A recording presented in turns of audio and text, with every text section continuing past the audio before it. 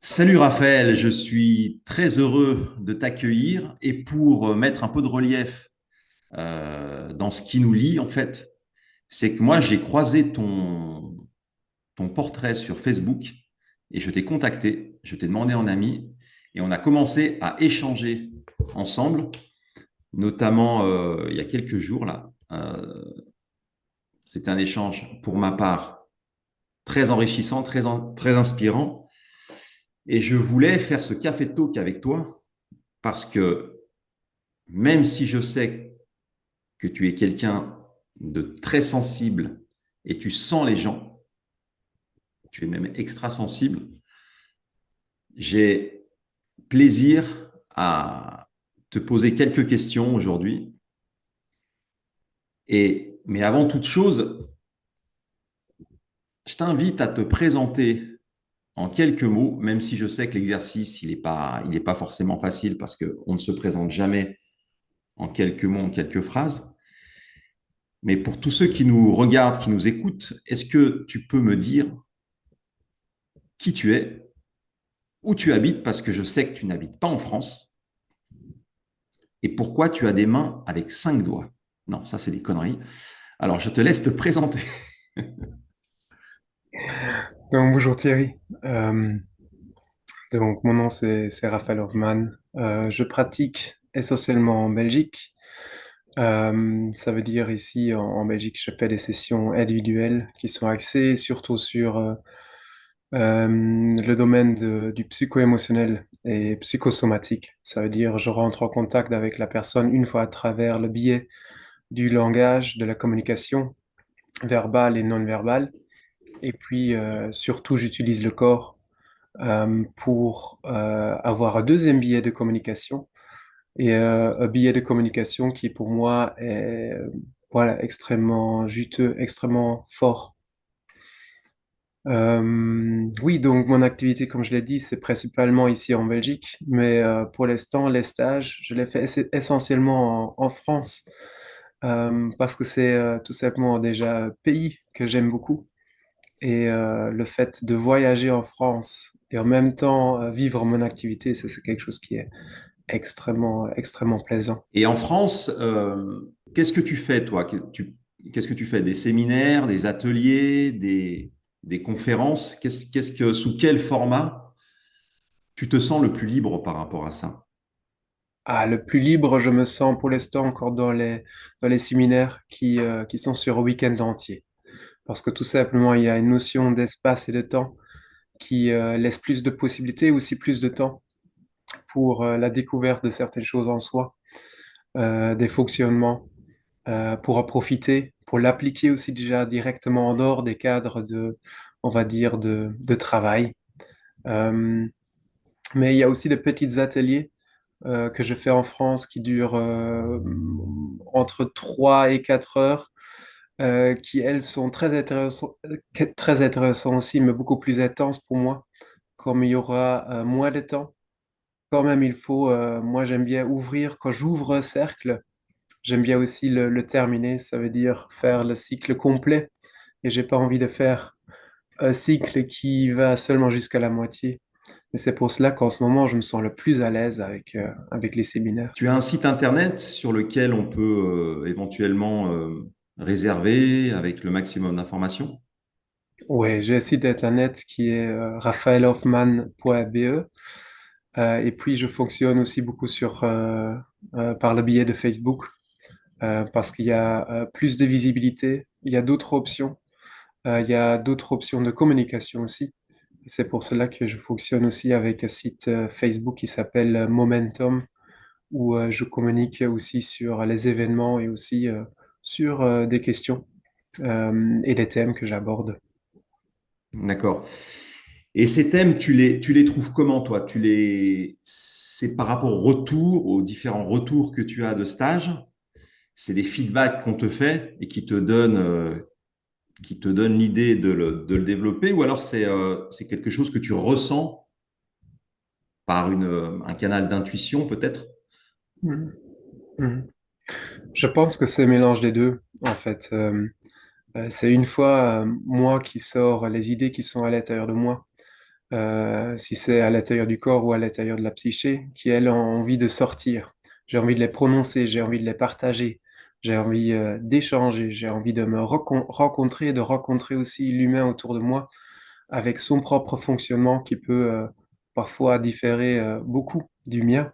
Et donc, ça crée de la place, ça crée de l'espace chez moi, ça crée de l'espace chez l'autre personne. Et donc, je sors déjà tout ce qui est à l'intérieur de moi et en fait, le monde autour de moi fait que répondre à ça. Ou parfois aussi, je sors des choses de moi dont je ne suis pas conscient. Et c'est alors le monde qui revient à moi, qui lui va me montrer en fait avec quelles questions je, oui, de quelles questions sont en ce moment très présentes dans ma vie, dont j'avais peut-être même pas conscience. Et donc, ça peut aller dans un sens et dans un autre. Donc, parfois, c'est moi qui va sortir quelque chose dont j'ai absolument conscience et je vois à l'extérieur. Et parfois, c'est aussi l'extérieur qui vient avec un thème, une demande, une idée qui va parler beaucoup à moi. Et c'est après moi qui va alors regarder comment moi je peux danser avec cette idée, cette question, cette demande et comment je me sens dedans. Et en fonction des états auxquels je passe, en fonction des émotions qui émergent, je sens un tout petit peu quelle place cette question, ce qui revient à l'extérieur, euh, combien de place ça avait dans ma vie en fait. Le fait d'accompagner des personnes, donc est-ce que on peut dire que c'est un contrat d'élévation mutuelle par rapport à ce que toi tu dis? C'est-à-dire qu'il y a des choses qui sont conscientisées quand tu es au contact de ces personnes que tu accompagnes, mais qu'en même temps, en les aidant, toi, tu t'élèves aussi. Tu Mhm. t'aides aussi dans certaines parties de ton être. Ouais, clairement, clairement, clairement. Euh, je ne, je ne fais plus ces jeux de sacrifice, le thérapeute qui se sacrifie.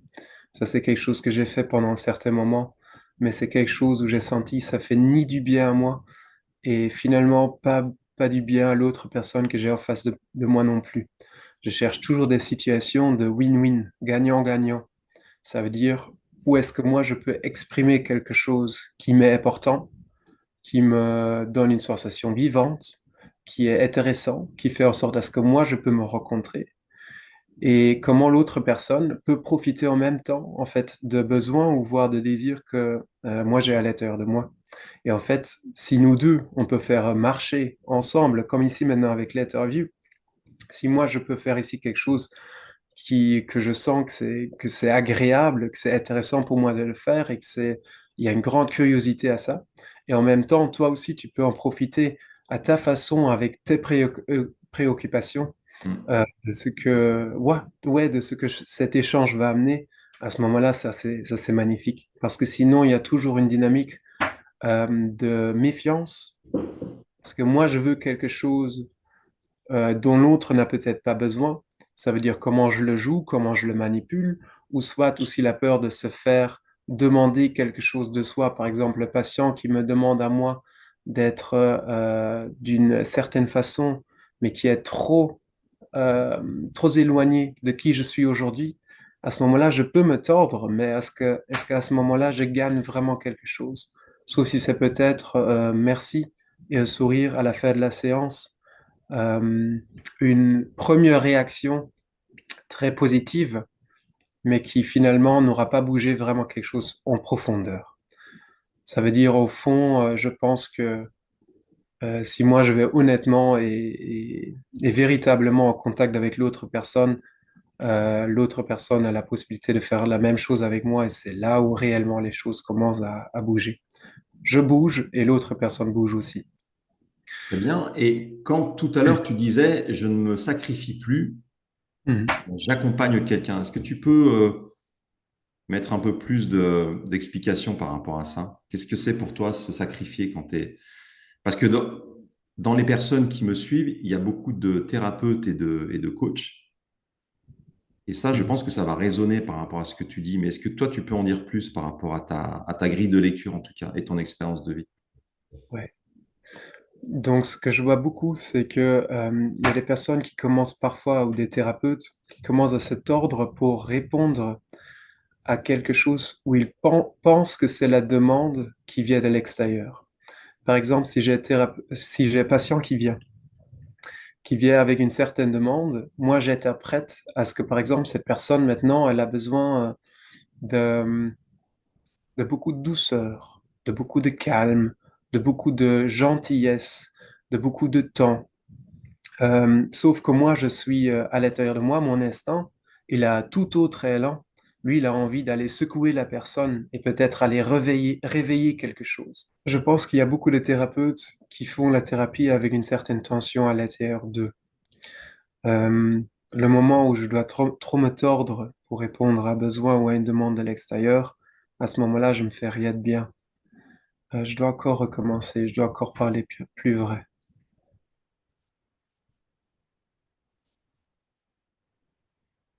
Ouais. Le sacrifice commence avec une idée. Si j'ai une idée à ce que la thérapie doit être d'une certaine façon, si je pense que le soin doit être d'une certaine façon, si je pense que ma posture doit être d'une certaine façon, à ce moment-là, je commence déjà à me figer à l'intérieur de moi, à créer une tension, à arrêter le mouvement spontané qui est à l'intérieur de moi et l'élan spontané aussi qui répond à la personne qui est en face de moi. Et donc, je sacrifie la fluidité et cet élan spontané à l'intérieur de moi pour une pensée, une idée que moi je me suis faite de la posture du thérapeute ou du rôle et comment je dois jouer le rôle, ce rôle du thérapeute ou de l'accompagnant. Et j'ai l'impression qu'il y a beaucoup de thérapeutes ou de personnes qui sont dans le monde du soin qui justement savent de quoi je parle ou au moins ont déjà contacté cette même sensation très désagréable à l'intérieur de soi et qui rentrent qui prennent une identité qui n'est pas la leur, qui prennent une identité qui s'éloigne beaucoup en fait de leur élan spontané, de leur caractère inné et, euh, et finalement de cette liberté à être avec la personne qui est en face de nous. Et donc on sacrifie de part de nous-mêmes, on sacrifie une légèreté, on sacrifie des possibilités même, des éléments qui pourraient être très intéressants pour le soin. Par exemple, tout à l'heure, tu parlais du...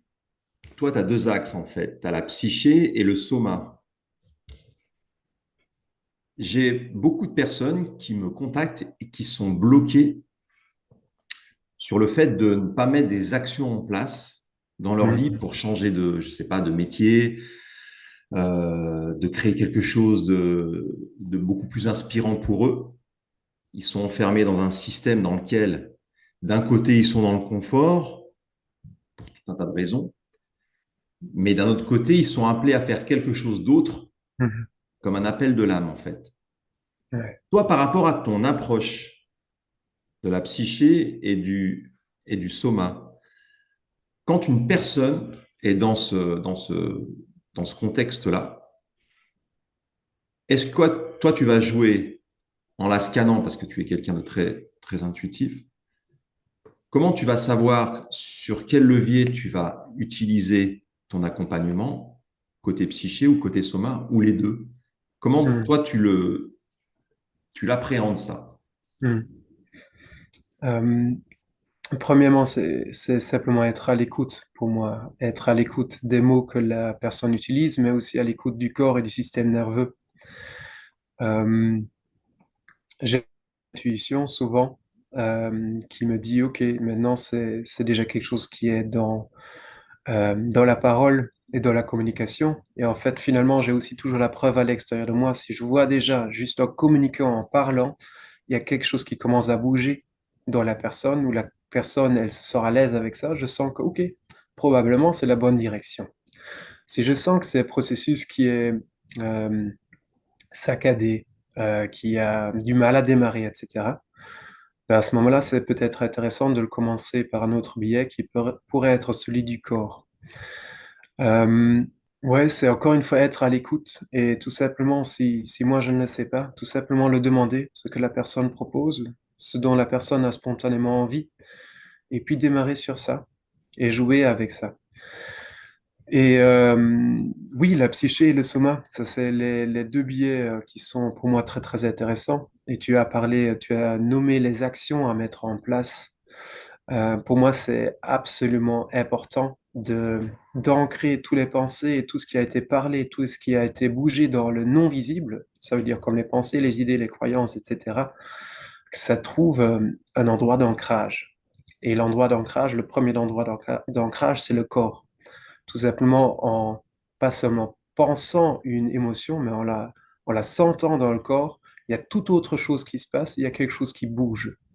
L'émotion, l'énergie dans le corps est effectivement en mouvement. Et après, c'est clairement les actions aussi. Donc, le plus que j'ai une pensée qui devient attractive, qui devient intéressante pour moi, qui résonne avec moi, le plus probablement j'aurai aussi du courage et de l'énergie pour changer quelque chose dans ma vie. Ça veut dire pour faire une petite action un peu différente aujourd'hui, comme la manière dont je l'ai abordé hier. Et parfois, on peut aussi faire le chemin inverse. Ça veut dire, je peux aussi tout simplement aujourd'hui me lever et faire une chose légèrement différente qui va aussi à nouveau avoir une répercussion sur ma psyché. Et ça veut dire les pensées que je vais penser, juste en changeant cette petite chose, vont être différentes. Vont être différentes. Ouais. Et comment toi, tu as été amené sur le chemin de l'accompagnement? Est-ce que ça s'est fait dans la douleur? Est-ce que ça s'est fait, on a échangé un peu pour être transparent avant, hein, Mhm. mais est-ce que ça a été quelque chose de évident, cohérent et progressif? Ou alors c'est venu d'un événement un peu douloureux? Mhm. Par exemple, avant, tu avais peut-être une autre activité et tu as dû changer de vie parce que voilà, tu n'en pouvais plus. Comment il s'est opéré ce changement? Mais on sait très bien que c'est un changement quand on va vers une discipline, une activité, c'est toujours avant tout une transformation. Je pense que c'est à la fois les deux.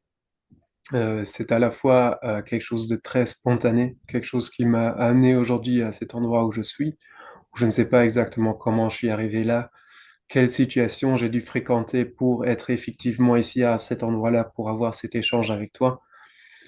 Quelle probabilité, on peut essayer de faire les calculs, mais quelle probabilité il y a pour rencontrer Thierry ici dans cet échange, euh, dans ces, euh, dans ces millions et milliards de probabilités de vécu possibles.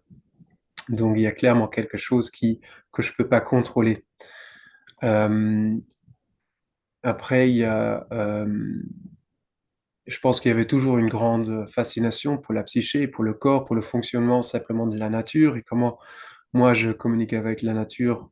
Et dans la nature, j'ai inclus euh, le travail, le caractère, le fait de travailler dans le jardin, le fait de bosser dans un bureau, tout ça, ça fait partie pour moi de ça. Et voir les dynamiques, je trouve ça hautement fascinant. Et puis, ouais, il y a un côté aussi clairement euh, égotique qui tout simplement a envie de rentrer en contact avec des humains, d'être en contact avec ce genre de vécu. Ça veut dire quand il y a une grande libération émotionnelle, c'est shoot, c'est extrêmement agréable. Moi, pour moi, en tant que thérapeute, c'est une personne qui s'ouvre, qui se libère ou qui a une conscientisation importante pour elle. C'est une magnifique sensation. Et même maintenant, je le sens. C'est extrêmement chaleureux, extrêmement vivant. C'est quelque chose comme ça que je vais chercher. Et c'est clairement une posture très, très égoïste à ce plan-là. Euh, Est-ce que être égoïste, c'est dans ton vocable, est-ce que c'est quelque chose de polarisé? Est-ce que c'est bien ou c'est pas bien? Ou alors c'est, en tout cas, chez toi, c'est neutre. C'est une forme de hmm, liberté que tu t'octroies. ouais.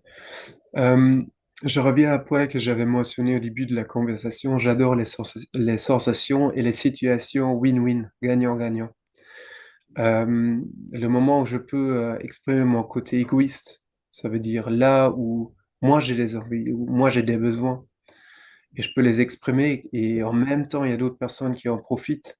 Bah, c'est magnifique. C'est beaucoup plus beau que si moi j'ai rempli mon besoin et mon envie et que l'autre personne est juste pion, euh, une marche nécessaire pour arriver à ma petite sensation dont j'ai tant envie. On parle de vision et de message. Comment toi, t'aimerais partager ta vision des choses et comment toi, tu diffuserais ton message? Ouais. Euh, donc ma vision, c'est une vision qui change toujours.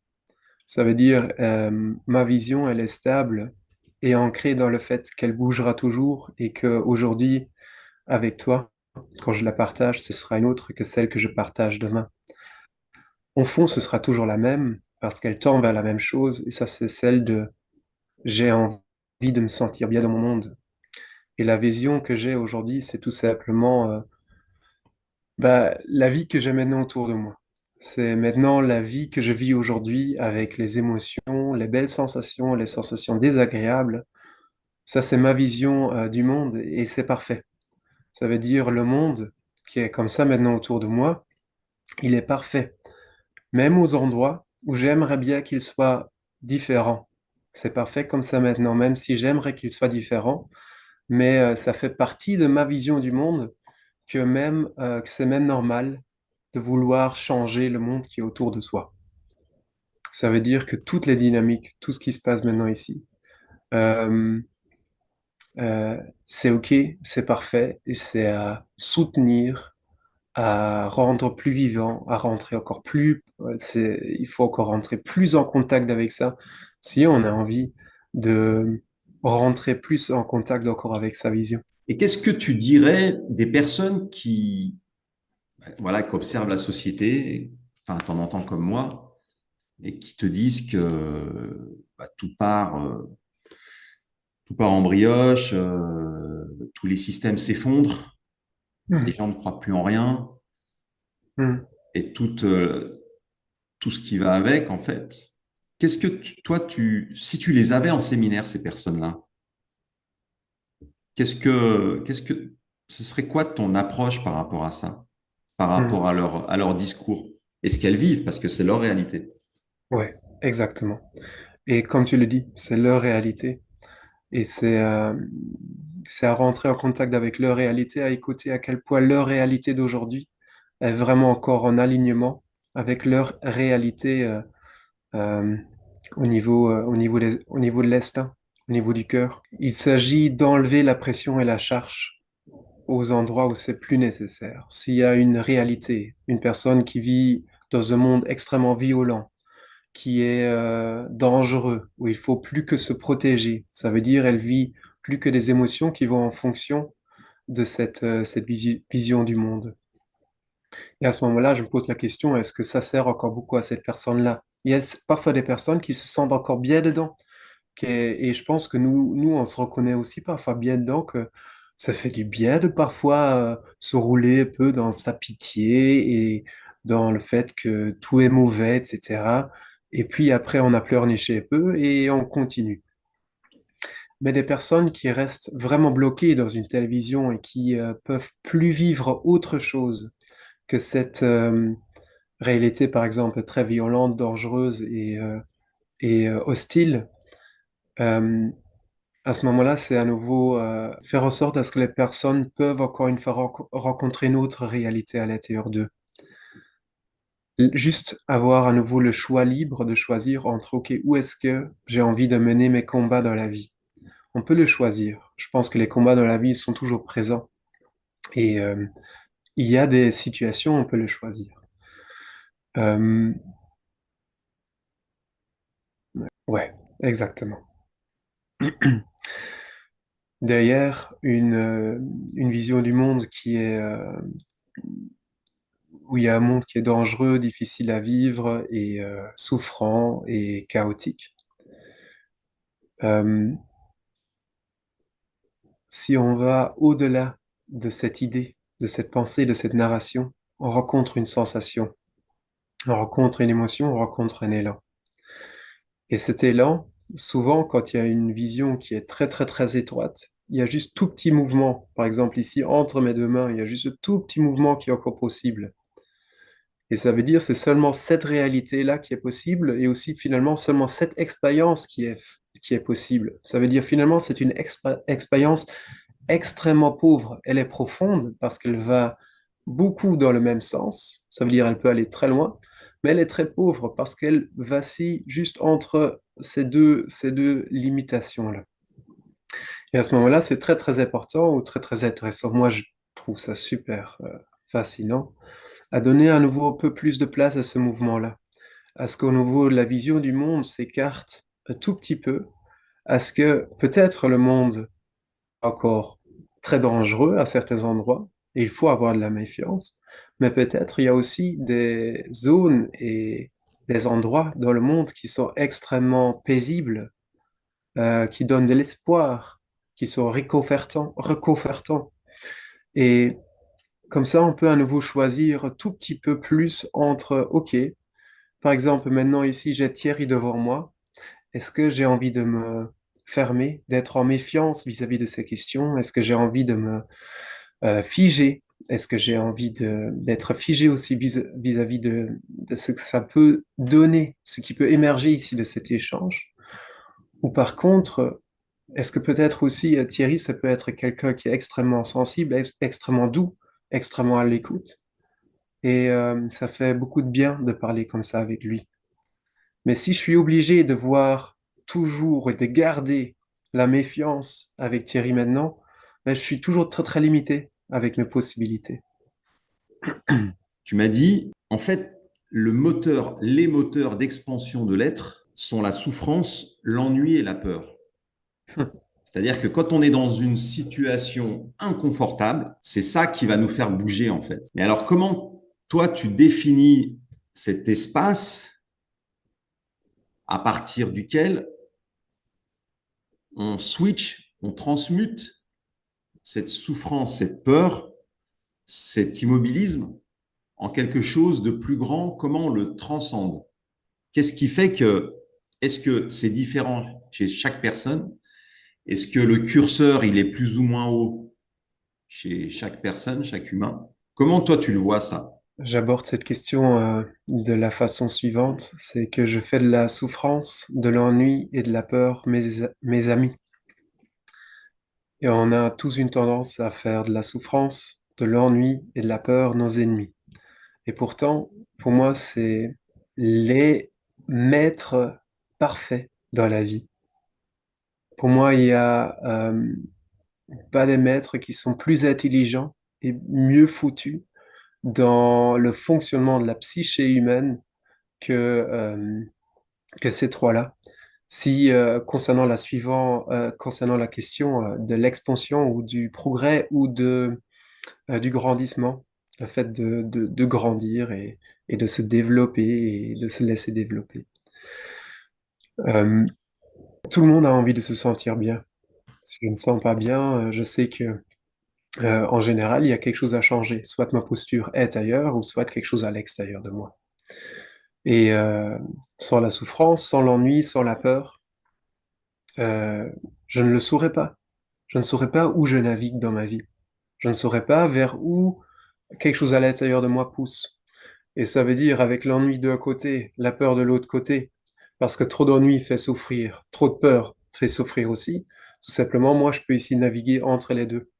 Et en fait, à chaque fois, quand je suis trop loin dans l'ennui, il y a la souffrance qui va augmenter, tout simplement. Et en fait, qu'est-ce que ça va faire? Ben, hop, ça pousse à nouveau ici, ça me poussera à nouveau un peu plus vers l'activité, aller dans une direction où peut-être j'ai peur, mais aussi il y a un côté vivant qui vient aussi à nouveau avec quelque chose qui est excitant. Et ça va aller dans la direction de la peur, et quand ça va trop là, et à un moment donné, je sens, oh, ok, maintenant, ça devient même un peu trop pour moi. À ce moment-là, hop, ok, il faut à nouveau rentrer un peu plus dans une zone de confort, etc. En fait, c'est tous ces allers-retours qui se font, et à fur et à mesure, ça devient de plus en plus clair, la direction devient de plus en plus nette. Et donc, le moment où je résiste encore, où j'ai peur de l'ennui, le moment où j'ai peur de la peur, le moment où j'ai peur de la souffrance, souvent, je, j'ai aussi en même temps peur de la direction que mon être à l'intérieur de moi est en train de prendre, ou l'élan à l'intérieur de moi est en train de prendre. Parce que finalement, j'écoute pas les messages, ou j'ai peur des messages. Et à ce moment-là, je freine mon mouvement, je me freine dans quelque chose. Merci infiniment. Est-ce qu'on peut te contacter, donc je suppose par ton site internet, je mettrai toutes les infos par Messenger aussi. Ouais, par Messenger, c'est possible en fait. Donc oui, j'ai ma page Facebook Momentum, mais j'ai aussi un compte, ça s'appelle Raphaël Hoffman, qui aussi suit mon activité professionnelle, où on peut me contacter via Messenger. Euh, ouais, pour des questions, mais aussi pour des demandes concernant les consultations en présentiel, à distance et aussi les séminaires. Merci infiniment, Raphaël, Merci à toi, Thierry. et à très bientôt. Ciao.